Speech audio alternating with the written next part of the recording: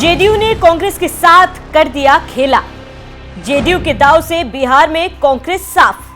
कांग्रेस के 6 विधायक जेडीयू में शामिल हो सकते हैं।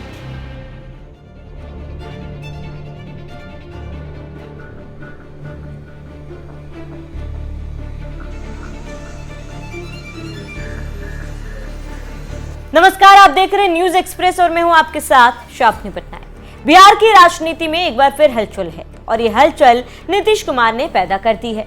खबरों की माने तो जेडीयू ने ऐसा दांव खेला है जिससे कांग्रेस परेशान है और कहा जा रहा है कि जेडीयू के दांव से बिहार में कांग्रेस साफ हो सकती है। पटना से निकली खबरों की माने तो चर्चा है कि कांग्रेस के बचे हुए सभी 6 विधायक मुख्यमंत्री जनता दल में शामिल होने की तैयारी में है। अगर यह दावा हकीकत में बदलता है तो 243 सदस्य बिहार विधानसभा में कांग्रेस का प्रतिनिधित्व 0 हो जाएगा।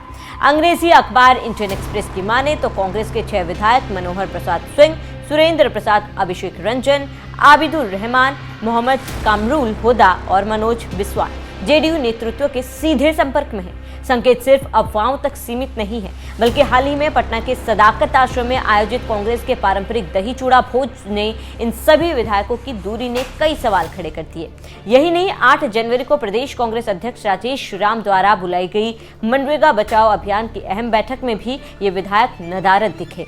राजनीति में अनुपस्थित भी अक्सर एक बयान होती है और इस बार यह बयान काफी साफ माना जा रहा है। जेडीयू की माने तो कांग्रेस विधायक अपनी पार्टी की कार्यप्रणाली, नेतृत्व की कमजोरी और राज्य में स्पष्ट राजनीतिक दिशा के अभाव से नाराज है।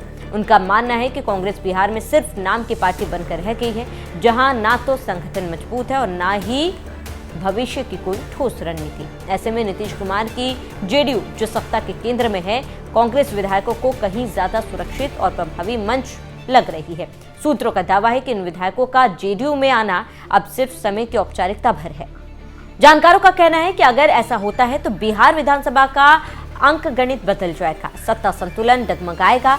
अगर अभी हाल ही में हुए विधानसभा चुनाव 2025 की बात करें तो नतीजों इस प्रकार थे। बीजेपी के पास 89 सीटें, जेडीयू के पास 85 सीटें, आरजेडी के पास 25 सीटें, एलजेपी के पास 19 सीटें, हमको 5 सीटें और कुशवाहा की पार्टी को 6 सीटें, कांग्रेस पार्टी को 6 सीटें।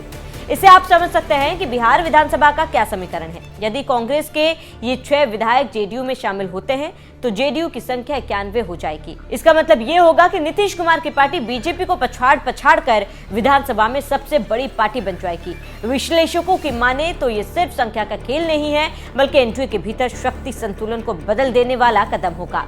बीजेपी के लिए यह स्थिति असहज करने वाली है और शायद इसी वजह से बीजेपी भी पूरी तरह शांत नहीं बैठी है। बिहार की गणित को देखते हुए कहा जा रहा है कि बीजेपी की नजरें अब उपेंद्र कुशवाहा की पार्टी राष्ट्रीय लोक मोर्चा पर टिका है।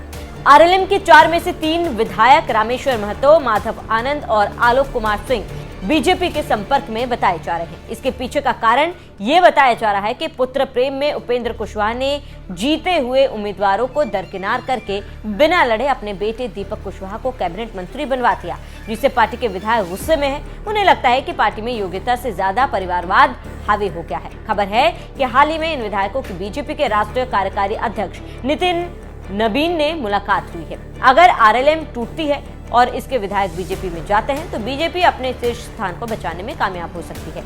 इसी बीच एक और नाम फिर से चर्चा में है। आरसीपी सिंह जेडीयू के कभी कदावर नेता रहे। आरसीपी सिंह नीतीश कुमार से अलग होकर प्रशांत किशोर की जनसुराज में शामिल हो गए थे, लेकिन अब उनके भी जेडीयू में लौटने की अटकलें तेज है। हाल ही में आयोजित एक कुर्मी सम्मेलन में नीतीश कुमार और आरसीपी सिंह की मौजूदगी को राजनीतिक संकेत के तौर पर देखा जा रहा है। बिहार की राजनीति में जातीय समीकरण हमेशा निर्णायक रहे हैं और कुर्मी समाज में दोनों नेताओं की साझा उपस्थिति को महज संयोग नहीं माना जा रहा। अब देखना होगा कि आगे क्या होता है और क्या कांग्रेस साफ होती है या बचती है, देखना दिलचस्प होगा।